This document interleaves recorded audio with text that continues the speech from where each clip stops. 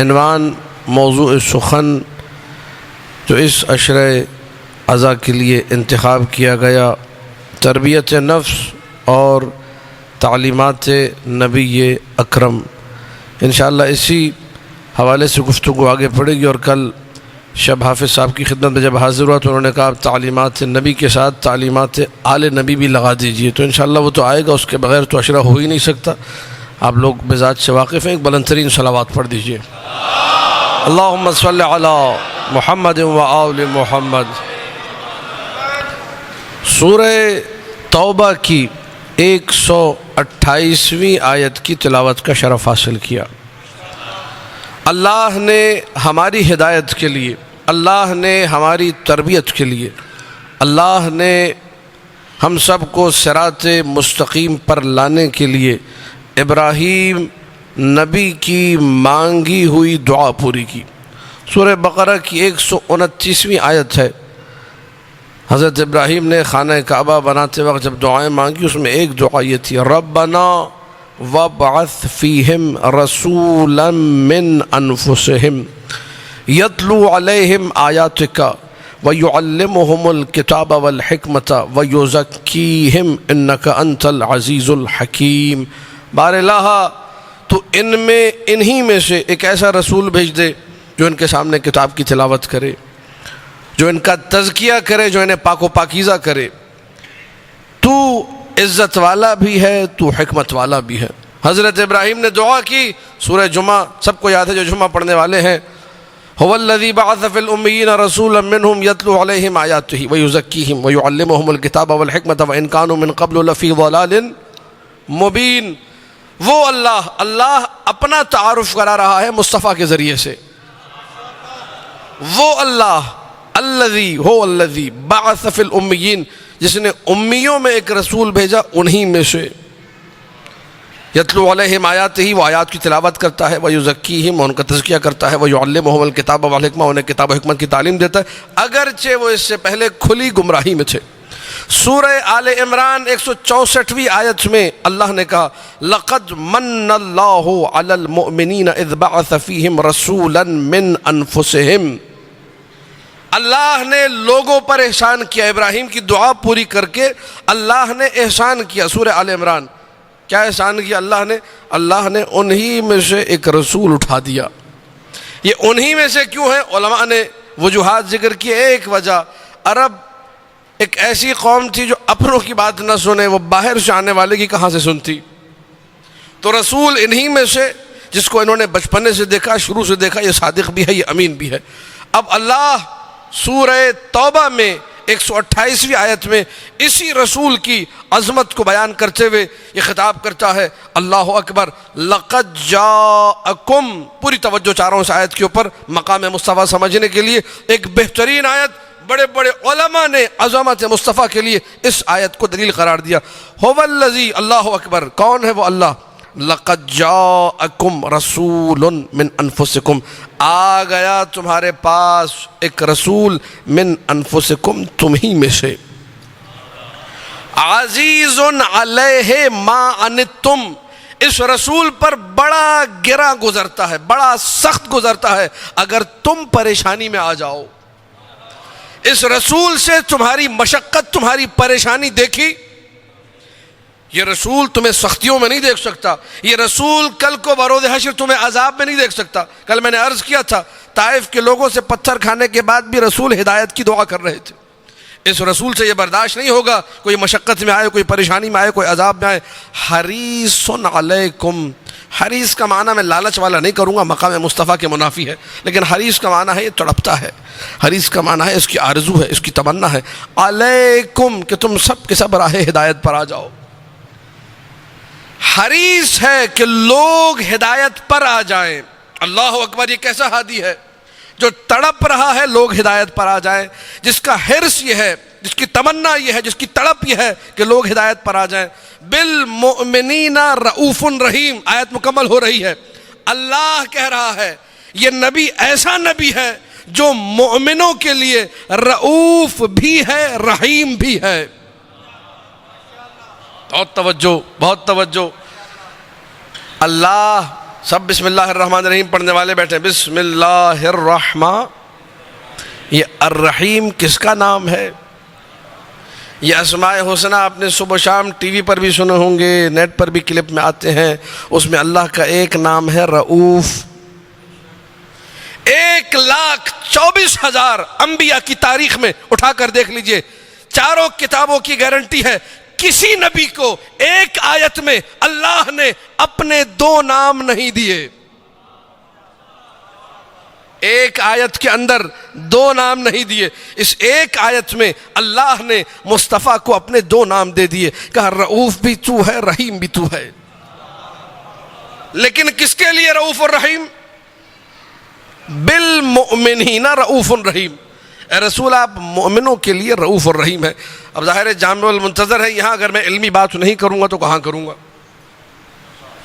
بہت توجہ بھائی. رؤوف کا معنی کیا ہے؟ جو لوگ مشہد گئے وہاں معروف ہے, مشہد والے کہتے ہیں امام رؤوف. امام رضا علیہ السلام کو کیا کہا جاتا ہے؟ رؤوف کا معنی کیا ہے بتائیے؟ آپ میں سے کوئی بولے رؤوف کا کیا مطلب ہے؟ رؤوف کا مطلب بتا دیجیے تاکہ میں آگے بڑھوں, ورنہ میں رک جاؤں گا یہاں پہ. کیا معنی ہے رؤوف کا؟ بولیے. رافت یعنی مہربانی. اچھا رحمت کا مطلب کیا ہے؟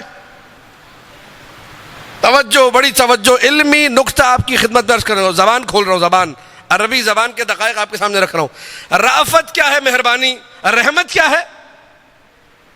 رؤوف اور رحیم کا جی وہ بھی مہربانی ہے, رحم دلی, مہربانی مترادفات ہے نا اردو میں. تو اردو میں آپ مترادفات کی کتاب اٹھا کر دیکھیے, رحم دلی, مہربانی, ہمدلی, یہ سارے الفاظ آس پاس آزو بازو میں لکھے ہوئے ہیں.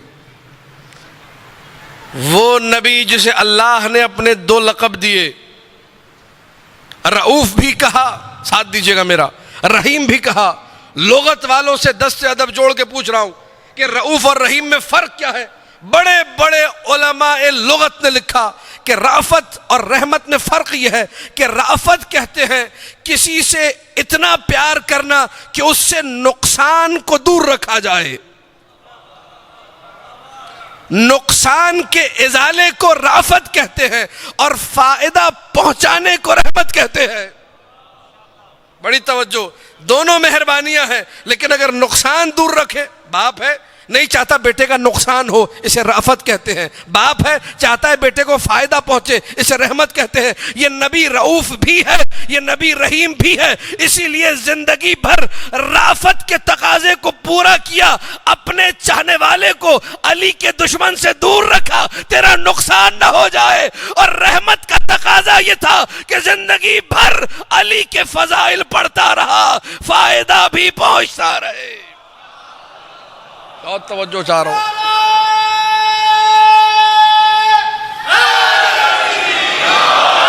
مولا آپ لوگوں کو سلامت رکھے. یا علی یا علی. توجہات ہے یا نہیں ہے؟ دیکھیے 2 الگ الگ چیزیں ہیں, سمجھیے گا. نقصان کو دور رکھنا یہ کیا ہے؟ رافت ہے.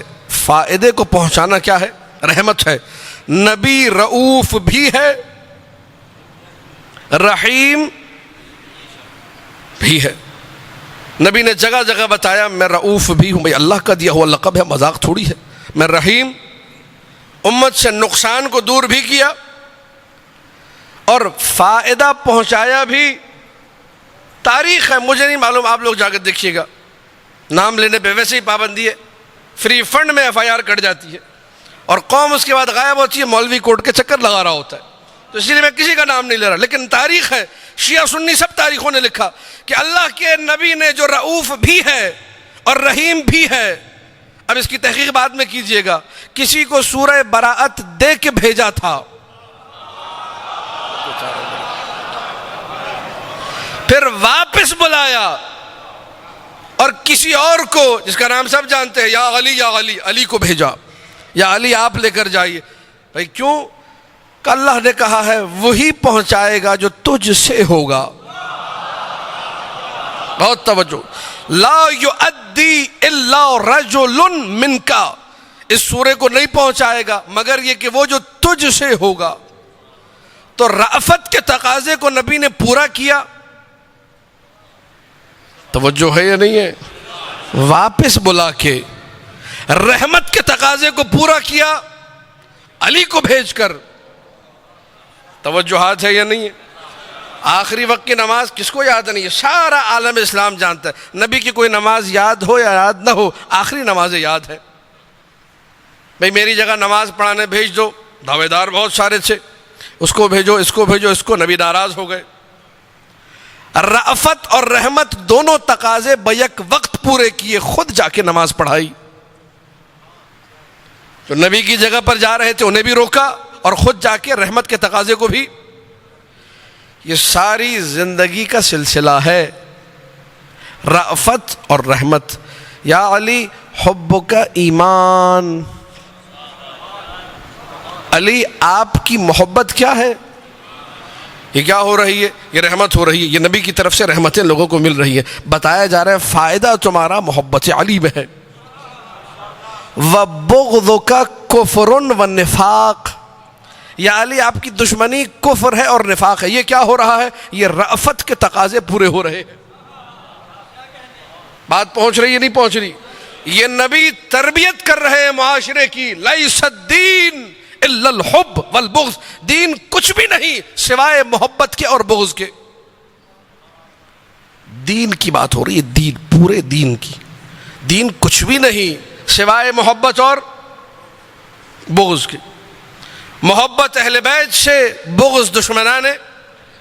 یہ ہے تو دین ہے، یہ ہے تو پیشانی پہ سجدہ سونا لگے گا، یہ ہے تو رکوع اور سجود اچھے لگیں گے، یہ ہے تو حج و زکوٰۃ و خمس و جہاد ساری چیزیں اچھی ہیں. اور اگر یہ نہیں تو پھر کچھ بھی نہیں. کوئی عمل کسی کام کا توجہ ہے یا نہیں ہے؟ کسی نے امام زین العابدین علیہ الصلاۃ والسلام، اللہم صلی علی محمد و آل محمد، کسی نے مولا سے آ کر کہا یا ابن رسول اللہ، فرزند رسول، لو آمن رجل باللہ. یہ حدیث آج ہی صبح مطالعہ کر رہا تھا، زندگی میں پہلی مرتبہ اس منبر سے پڑھ رہا ہوں. آج ہی حدیث پڑھی. حدیث تفسیر المنسوب الى امام الحسن العسکری سلام اللہ علیہ، اللہم صلی علی محمد و آل محمد. اس کی نسبت ہے 11ویں مولا کی طرف. ثابت نہیں ہے کہ 11ویں مولا کی ہے، یعنی بہرحال حدیث ہمارے مذہب کے اصولوں کے عین مطابق ہے. آیا فرزند رسول یہ بتائیے، اذا آمن رجل باللہ وآمن بنبی اللہ وآمن بیوم الجزاء وعمل الصالحات وصلى وزكى ووصل الارحام الى آخرہ. فرزند رسول اگر کوئی اللہ پر ایمان لے آئے، اگر کوئی نبی پر ایمان لے آئے، اگر کوئی آخرت پہ ایمان لے آئے، اگر کوئی نمازیں پڑھنے لگے، اگر کوئی روزے رکھنے لگے، اگر کوئی سارے نیک کام کرے، اگر کوئی حج کرے، زکوٰۃ کرے، عمرہ کرے، جہاد کرے، سارے کام کرے، ولیکن یشک فی ان علی محق ام فلان، لیکن شک میں ہے کہ علی حق پر ہے کہ فلاں. اور توجہ چاہ رہا ہوں، فرزند رسول دیکھیے سب گنوا دیا. اصول الدین جو عالم اسلام کے 3 حصے گنوا دیے. ایمان اللہ پر ہے، ایمان نبی پر ہے، ایمان آخرت پر ہے، عمل صالح سارے گنوا دیے. 5 وقت کا نمازی بھی بتا دیا، روزے بھی رکھوا دیے، حج بھی کروا دیا، عمرہ بھی کروا دیا، جہاد بھی ہو گیا، خمس و زکوٰۃ بھی ہو گئے، صلہ رحم بھی ہو گیا، رشتہ داروں سے نیکی بھی ہو گئی، ماں باپ کی اطاعت بھی ہو گئی، حقوق اللہ بھی ہو گئے، حقوق الناس بھی ہو گئے، عقیدہ بھی اصول دین 3 حصوں والا پورا ہو گیا. اگر علی میں شک کرے کہ علی حق پر ہے کہ کوئی اور، تو اس کا کیا ہوگا؟ فوراً میرے چوتھے مولا نے کہا مجھے اتنا بتا، میں تجھ سے پوچھتا ہوں، اگر کوئی اللہ پر ایمان لے آئے، آخرت پر ایمان لے آئے، سارے نیک کام کرے، ساری نمازیں پڑھے، سارے روزے رکھے، حج بھی کرے، عمرہ بھی کرے، زکوٰۃ بھی دے، رشتہ داروں سے نیکی بھی کرے، لیکن اسے یہ نہ پتا ہو کہ محمد سچا رسول ہے کہ مسیلمہ کذاب. بہت توجہ چاہ رہا ہوں، بڑی توجہ، بڑی توجہ. اسے یہی نہیں معلوم کہ محمد سچے رسول کہ وہ جھوٹا نبی مسیلمہ کذاب، اس کا کیا حکم ہے؟ کہنے لگا فرزند رسول، اس کی توحید بھی نہیں مانی جائے گی، اس کا روزہ جزا پر ایمان بھی نہیں مانا جائے گا، اس کی نمازیں بھی قبول نہیں، اس کے روزے بھی قبول نہیں، اس کا حج بھی قبول نہیں، اس کا کوئی عمل قبول نہیں۔ بس یہ سننا تھا میرے چوتھے مولا نے کہا کہ جیسا نبوت کے بغیر نہ توحید قبول، نہ آخرت کا عقیدہ قبول، نہ کوئی عمل قبول، ویسے علی کی ولایت ہے، اگر ولایت نہیں نہ نبوت ہے نہ توحید ہے۔ بڑی توجہ، بڑی توجہ، اللہ اکبر۔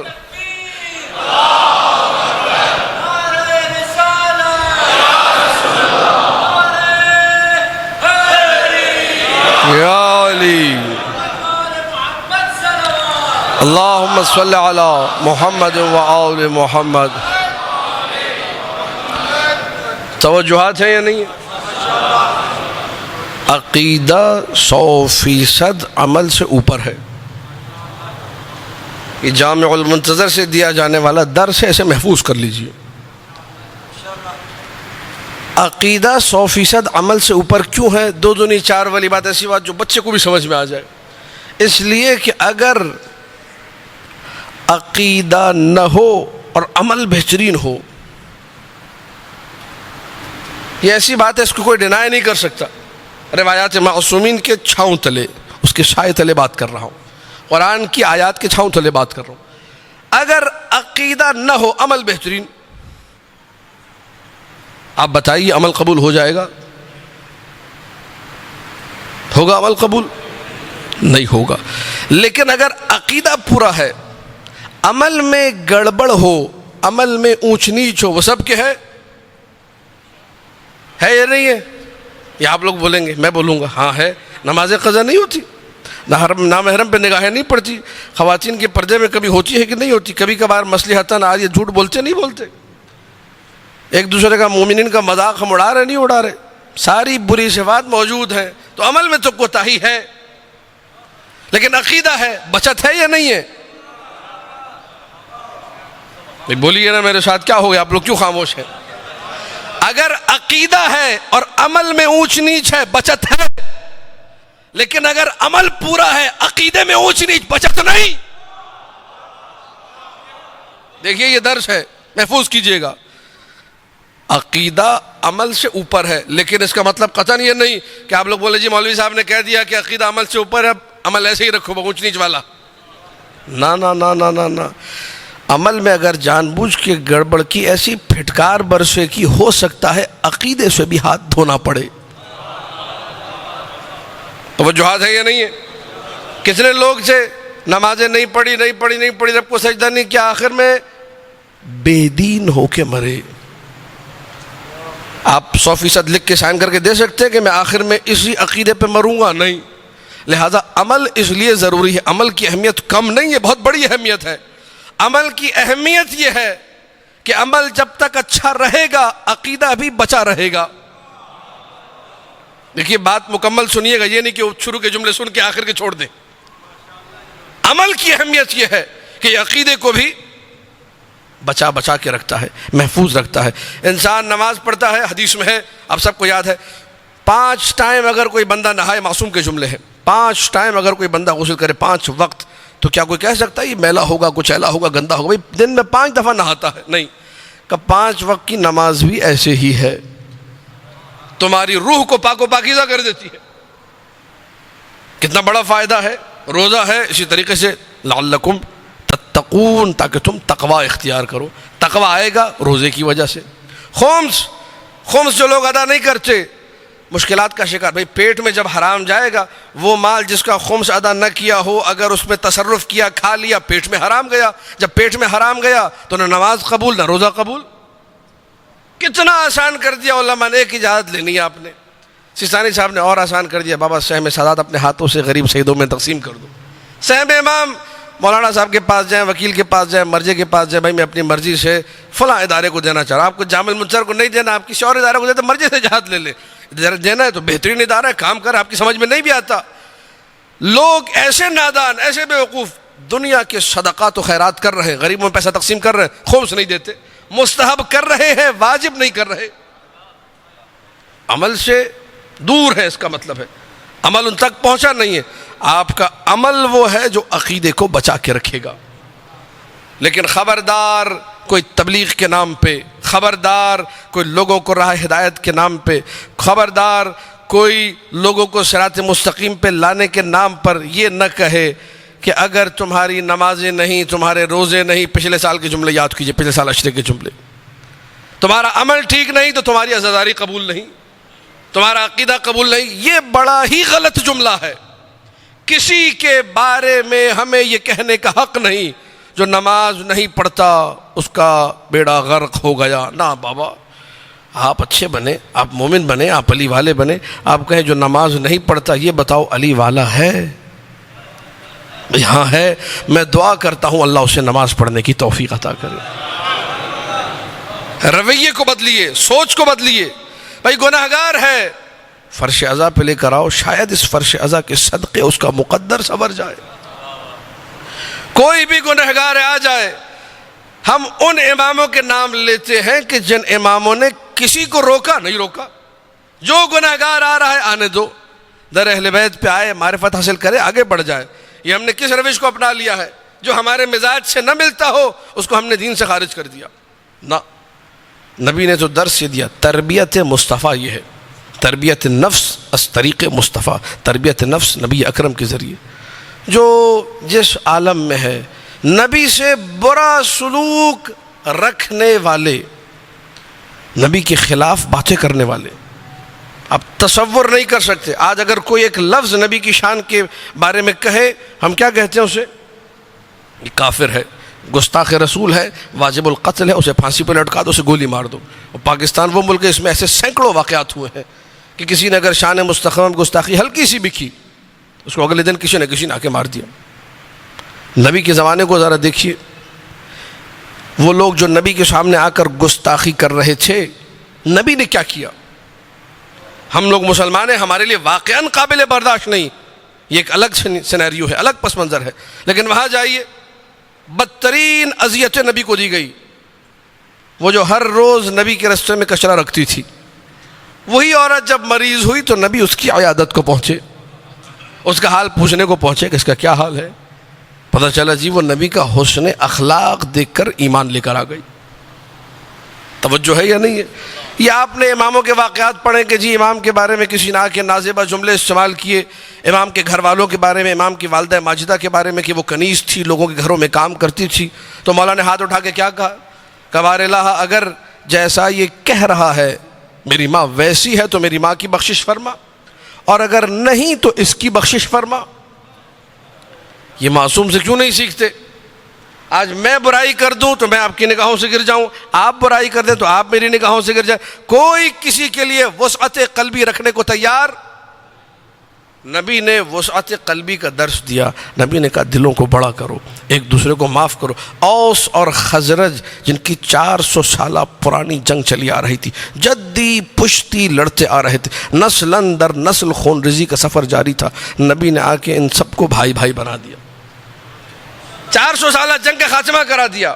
ہم اس نبی اکرم کے ماننے والے. آج ایک مثال آپ کے سامنے، دامن وقت کو دیکھتے ہوئے 9:30 بجے مجھے اپنی بات کو مکمل کرنا ہے، مصائب بھی ظاہر پڑھنے، تو اس وقت 10 سے 15 منٹ کا ٹائم ہے. ایک مثال فقط کہ کیسے نفوس کو نبی نے بدلا، کیسے ایک بت پرست، ایک مشرک جو اسلام سے دور تھا، اس کو نبی نے کتنی رفعت اور بلندی عطا کی. الاسلام یجب عما قبلہ. اسلام کوئی کلمہ پڑھتا ہے، اشہد ان لا الہ الا اللہ و اشہد ان محمد رسول اللہ، حدیث مسلمہ ہے. اسلام پچھلے سارے گناہ دھو دیتا ہے، قطع کر دیتا ہے، کلین، صاف ستھرا بالکل. مطہرات، پاک کرنے والی جو چیزیں ہیں ان میں ایک اسلام ہے. اسلام لانے سے پہلے بدن نجس، کلمہ پڑھنے کے بعد بدن، اللہ کے ساتھ نام مصطفیٰ کی کیا عظمت ہے، پورا وجود پاک ہو جاتا ہے. کلمہ پڑھ لیا. ایک مثال سن لیجیے، آج مشہور و معروف صحابی ہیں، سب جانتے ہیں، ابو ذر غفاری. جن کا نام تاریخ نے لکھا جندب. اب یہ جندب صحرا میں بیٹھے ہوئے مکہ سے 1 میل یا 1 منزل کے فاصلے پر ایک جگہ جس کا نام ہے مر، اس صحرا میں اس درے میں رہنے والے. منات ان کے بت کا نام ہے، قبیلہ بنو غفار کے بت کا نام ہے منات. جندب ابوذر اس کی پرستش کرتے تھے. ایک دن ابوذر نے، اب 2 واقعات ہیں، میں دونوں کوٹ کر رہا ہوں تاکہ بت پرستی سمجھ میں آ جائے، اور اس کے بعد جب عظمت آئے گی تو پتہ چلے گا مقام مصطفیٰ کیا ہے، تربیت مصطفیٰ کیا ہے. ابوذر بت کو پوج رہے ہیں. منات کے سامنے ابوذر نے ایک دن دودھ رکھا اور خود دور بیٹھ کے دیکھنے لگے کہ ہوتا کیا ہے.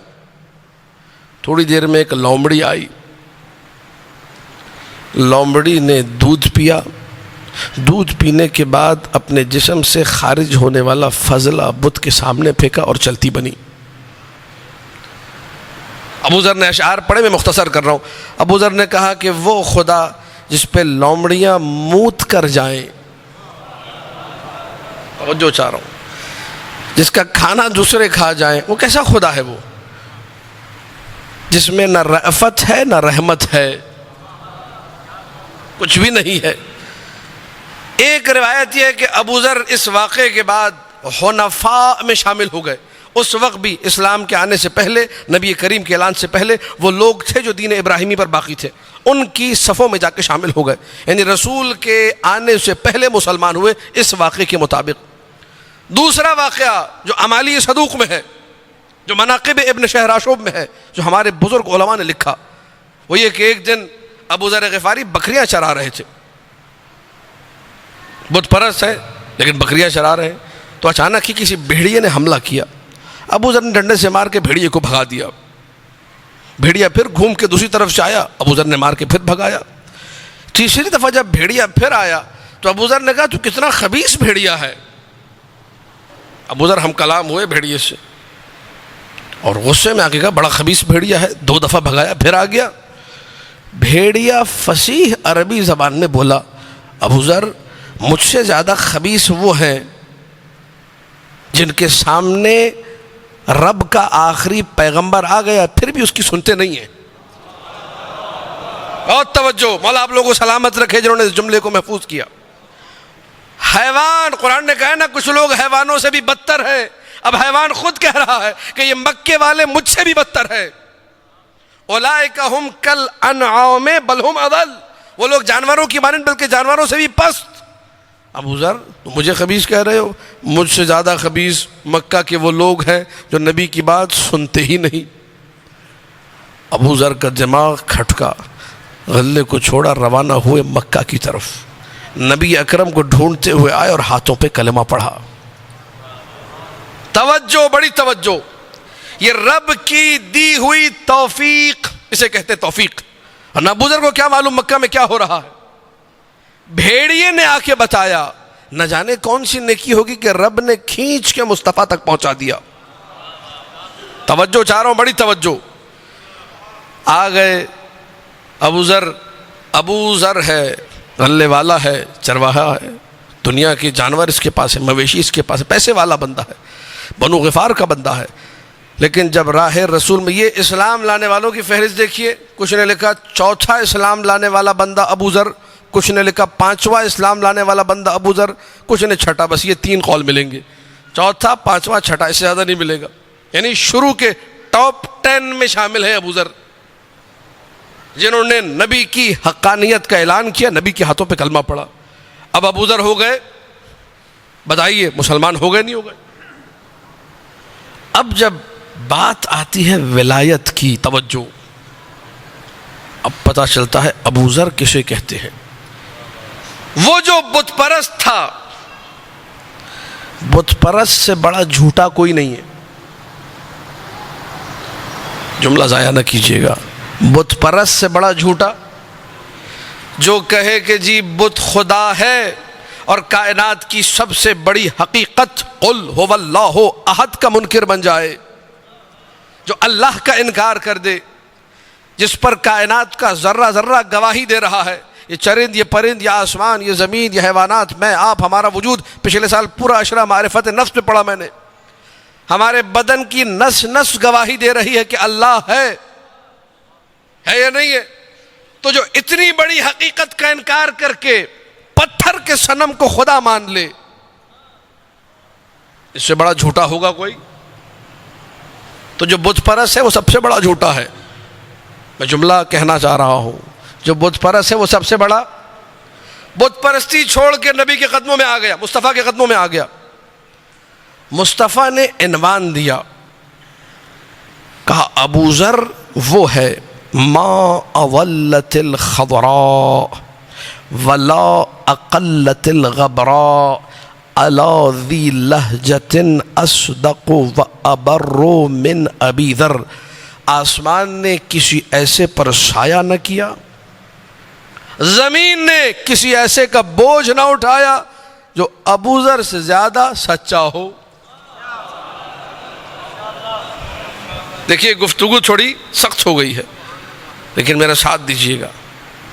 یہ ٹیگ ایسے تو نہیں ملا بھائی نبی کے اصحاب میں آنے والی آج دوسری مجلس ہے، ابھی 8 مجلسیں اور ہیں. عرض کروں گا انشاءاللہ کہ کتنے صحابہ سے، بہت سارے تھے جو بت پرست سے جی تھے، اسلام لائے، اچھا اسلام، علی والے. لیکن نبی نے کسی اور کو تو نہیں کہا کہ آسمان نے کسی ایسے پر سایہ نہ کیا، زمین نے کسی ایسے کا بوجھ نہ اٹھایا جو ابو ذر سے زیادہ. آپ لوگ میرے ساتھ ہیں یا نہیں ہیں؟ دکھائیے یہ حدیث کسی اور کے بارے میں کہ نبی نے فرمایا ہو ابو ذر کے علاوہ کسی اور صحابی کے بارے میں جو بت پرستی سے اسلام اور ایمان کی طرف آیا، اور نبی نے فرمایا ہو آسمان نے کسی ایسے پر سجدہ نہ کیا، آسمان نے کسی ایسے پر سایہ نہ کیا، زمین نے کسی ایسے کا بوجھ نہ اٹھایا جو ابو ذر سے زیادہ سچا ہو. علل الشرائع اٹھا کر دیکھیے، معانی الاخبار اٹھا کر دیکھیے، حدیث کی اور کتابیں دیکھیے، بہار، سفینۃ البحار، مستدرک الوسائل، سب اٹھا کر دیکھیے، سب نے لکھا، سارے محدثوں کے قلم چلنے لگے. بھائی ابو ذر کو یہ نام ملا کیوں؟ باقاعدہ معانی الاخبار میں ہیڈنگ ہے کہ ابو ذر کو کیوں یہ رسول نے کہا کہ آسمان نے کسی ایسے پر سایہ نہ کیا، زمین نے کسی ایسے کا بوجھ نہ اٹھایا جو ابو ذر سے زیادہ سچا ہو. علل الشرائع میں پوری ہیڈنگ لگی ہوئی ہے. وجہ کیا؟ اچھا یاد رکھیے گا، میں آگے عرض کروں گا، صرف نبوت نے ابو ذر کو یہ عنوان نہیں دیا، امامت نے بھی دیا ہے. ابو ذر کی عظمت یہ ہے کہ چھٹے مولا امام جعفر صادق علیہ الصلوۃ والسلام، اللہم صلی علی محمد و آل محمد، مولا مسجد میں بیٹھ کر کوٹ کرتے ہیں کہ ابو ذر نے یہ جواب دیا، ابو ذر نے یہ کہا. معصوم جسے کوٹ کرے اس کی زبان کی قیمت ہے. چھٹے مولا معصوم ہے، وہ جو قال رسول اللہ اور قال اللہ کہنے والا بندہ ہے، وہ کہتا ہے قال ابو ذر. اللہ اکبر، اللہ اکبر. دیکھیے ذرا جملے کو سمجھیے، بھاری جملہ ہے کہ چھٹے مولا امام معصوم لسان اللہ، اللہ کی زبان، وہ یہ کہے کہ ابو ذر نے ایسا کہا ہے، بہت بڑی بات ہے. کیوں معصوم کوٹ کرے ابو ذر کو؟ اس لیے کہ ابو ذر کو 2 ٹیگ ملے ہوئے ہیں، نبوت نے بھی امامت نے بھی، دونوں نے کہا آسمان نے کسی ایسے پر سایہ نہ کیا، زمین نے کسی ایسے کا بوجھ نہ اٹھایا جو ابو ذر سے زیادہ. توجہات ہے یا نہیں؟ یہ خلیفہ وقت کا دربار تھا. ابو ذر نے اعتراض کر دیا، کہا تو جو تم حرکتیں کر رہے ہو ٹھیک نہیں، اپنے آپ کو سدھار لو، یہ طریقہ نہیں ہے مال تقسیم کرنے کا، مسلمانوں کے بیت المال پہ اس طرح ڈاکہ نہیں مارتے، مسلمانوں کا مال ایسے ہڑپ نہیں کرتے. اس نے کہا کہاں سے کہہ رہے ہو؟ اس نے کہا حدیث رسول ہے، کہا بلایا جائے علی ابن ابی طالب کو. علی دربار میں وارد ہوئے، کہا ابو ذر یہ کہہ رہے ہیں. آگے علی نے نہیں پوچھا کہ سامنے والا کیا کہہ رہا ہے، کہ ابو ذر نے کہا ہاں، کہ آسمان نے کسی ایسے پر سایہ نہ کیا، زمین نے کسی ایسے کا بوجھ نہ اٹھایا جو ابو ذر سے زیادہ سچا ہو. ابو ذر نے کہہ دیا، بات ختم ہو گئی. پوری توجہ. سرکار سوال اپنی جگہ ابھی بھی باقی ہے، آپ نے بڑی بات لمبی کر دی ہے، بتا دیجئے کہ ابو ذر کو یہ عنوان کیوں ملا؟ ابو ذر کو کیوں کہا گیا؟ ابو ذر کو بہت بڑا امتیاز ملا، نبوت نے امتیاز دیا، امامت نے امتیاز دیا کہ آسمان نے کسی ایسے پر سایہ نہ کیا، زمین نے کسی ایسے کا بوجھ نہ اٹھایا جو ابو ذر سے زیادہ سچا ہو۔ کہ بات یہ ہے، یہ عنوان تب ملا، ہر بندے کی توجہ میری طرف ہے، یہ عنوان، یہ امتیاز، یہ ٹیگ تب لگا جب ابو ذر ایک دن مسجد میں بیٹھ کے روایت سنا رہے تھے۔ ساتھ ہے میرے؟ یہ وہ روایت ہے جس میں بڑے بڑوں کے ہاضمے تل ملانے لگتے ہیں، یہ وہ روایت ہے لوگ سن کے کہتے ہیں سرکار ایسی روایتیں آپ ممبر سے نہ پڑھا کریں، تو تاکہ میں پڑھتا رہوں اور ہضم بھی ہوتی رہے، ایک بلند ترین صلوات پڑھ دیجئے، اللہم صلی علی محمد و آل محمد۔ توجہات ہے یا نہیں؟ ابو ذر ہے، مسجد میں بیٹھے ہوئے ہیں، عمر ابو ذر کی زیادہ ہو چکی ہے۔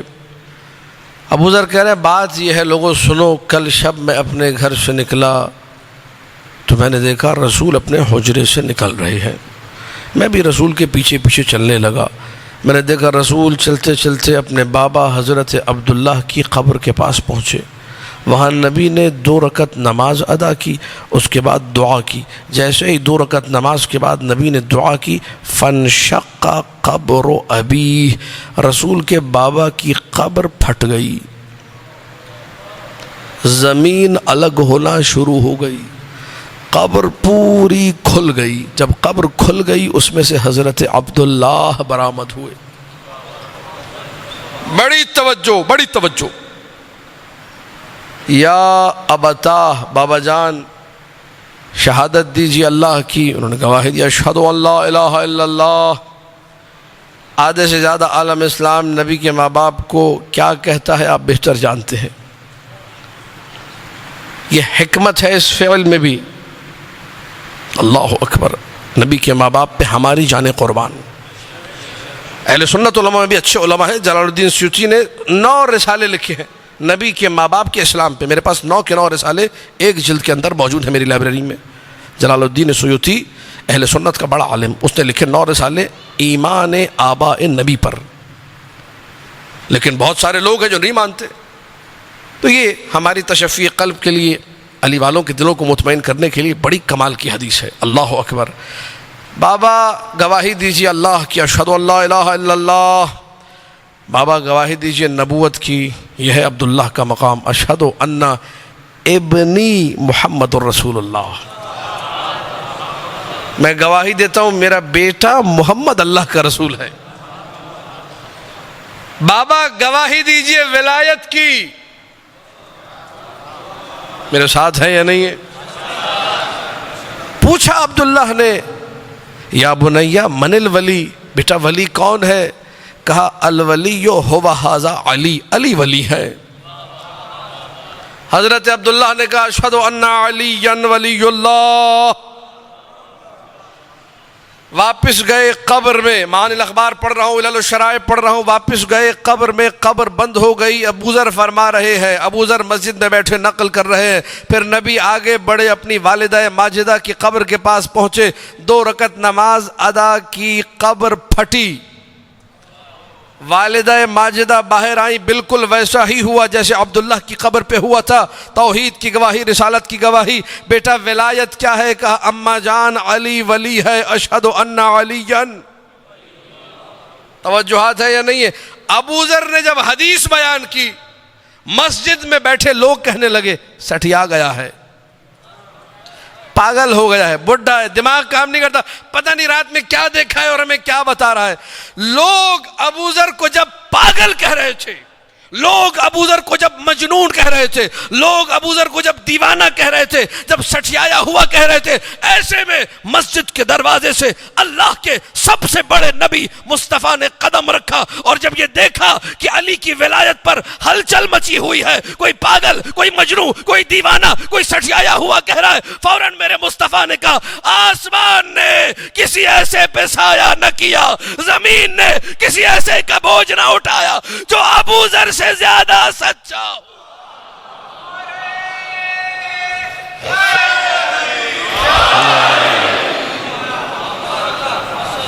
توجہات ہے یا نہیں ہے؟